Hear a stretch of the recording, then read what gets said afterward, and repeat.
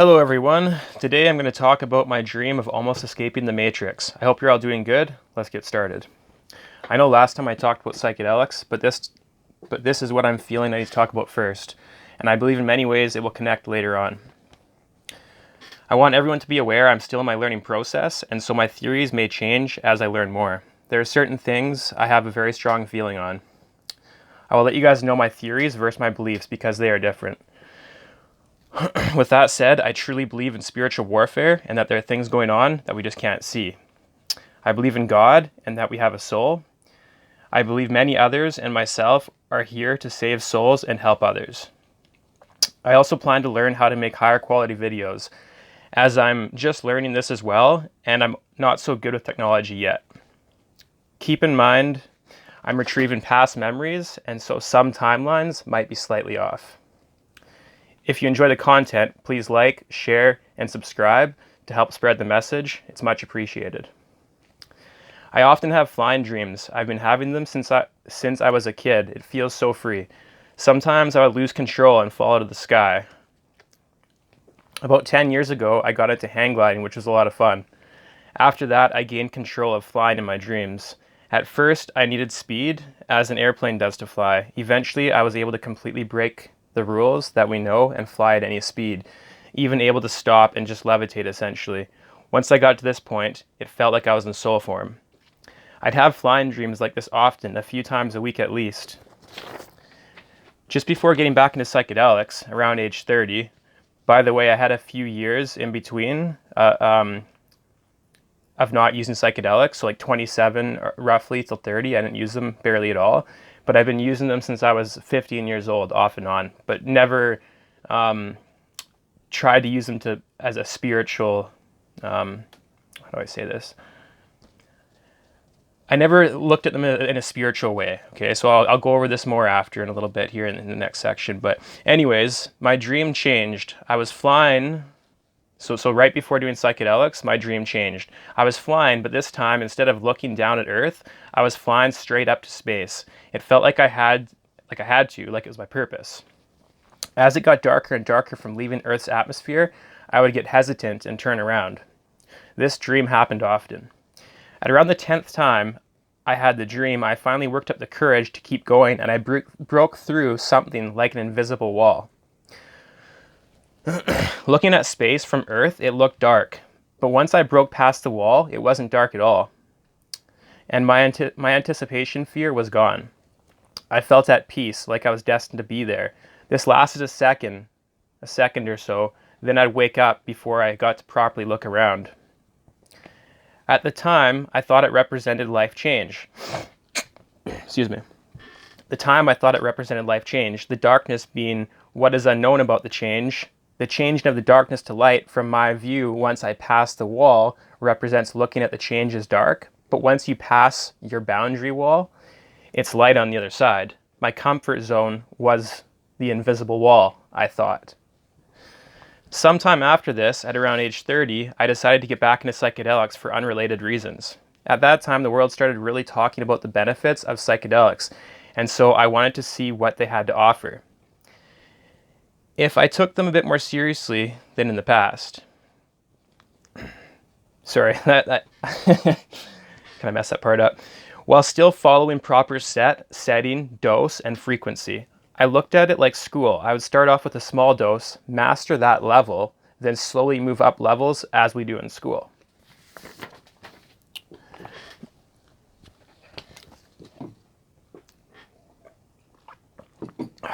Honestly, things did go good at first, and I gained some things from it, which I'll elaborate on in another video.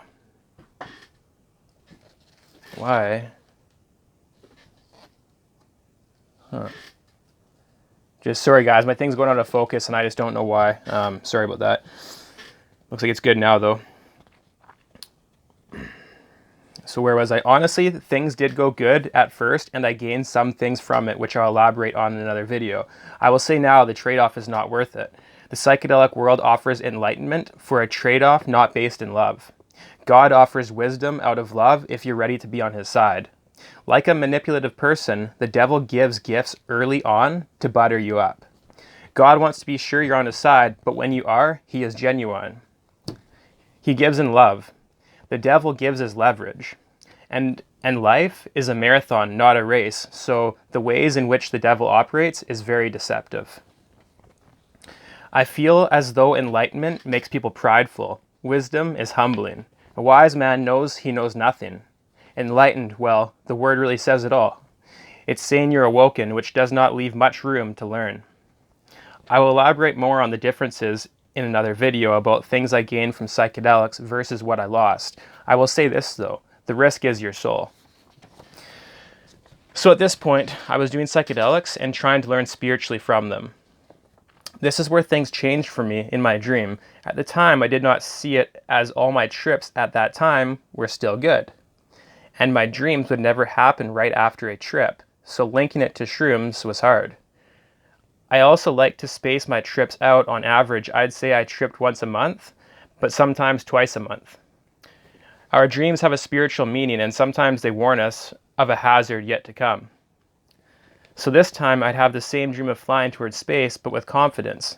I could and should break through the invisible wall. This time when I broke through, I could sense something evil lurking instantly. And I knew it somehow knew I was...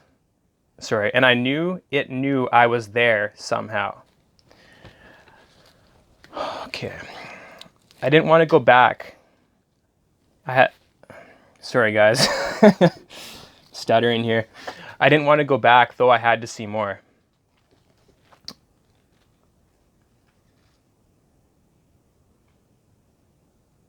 I'm not sure why I'm having a hard time with this part here.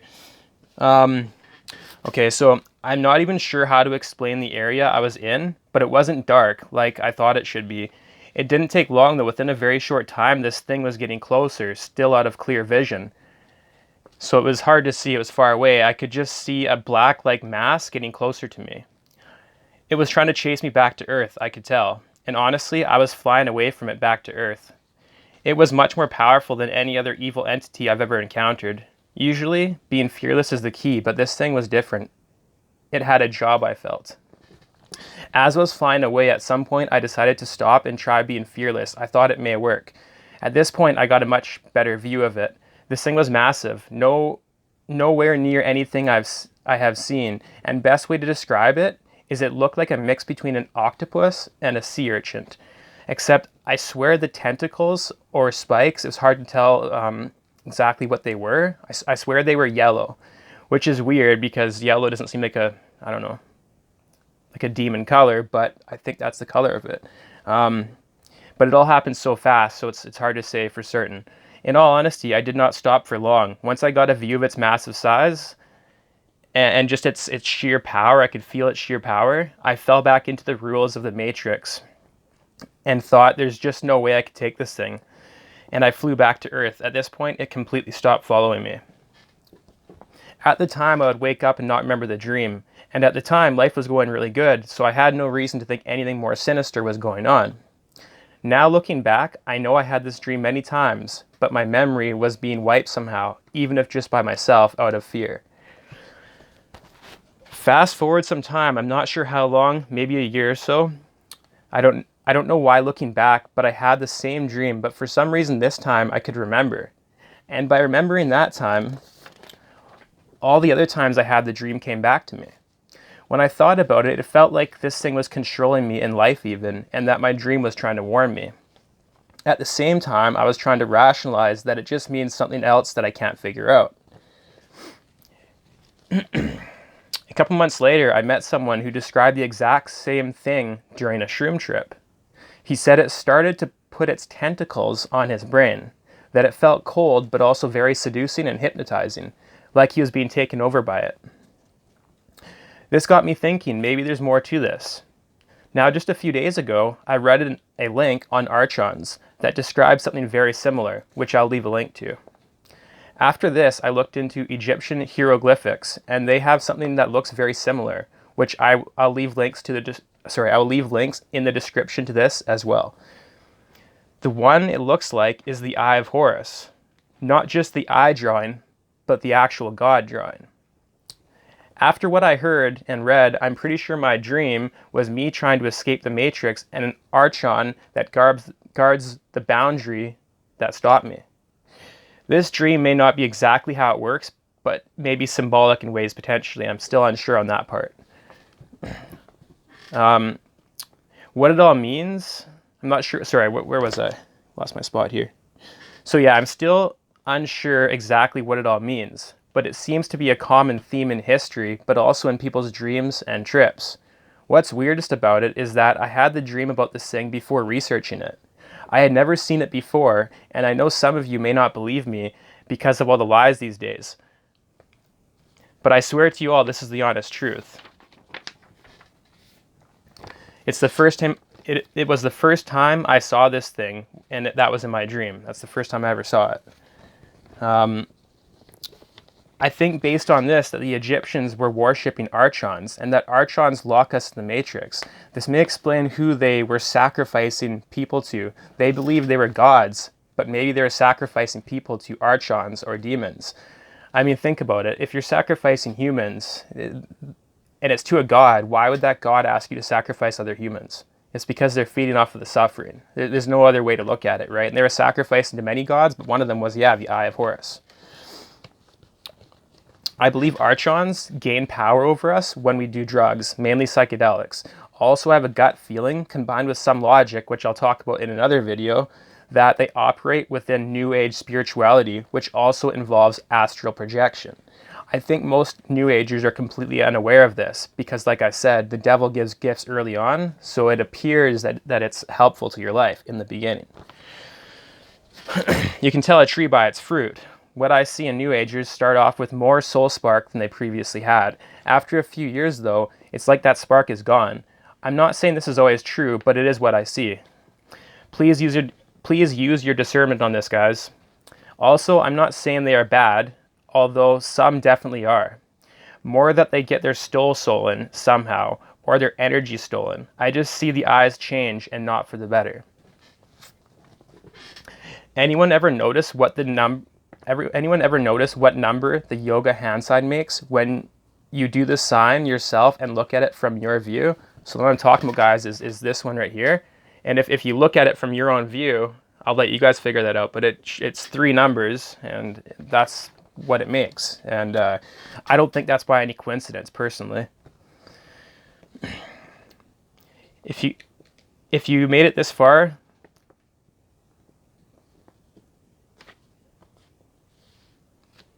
where was I at?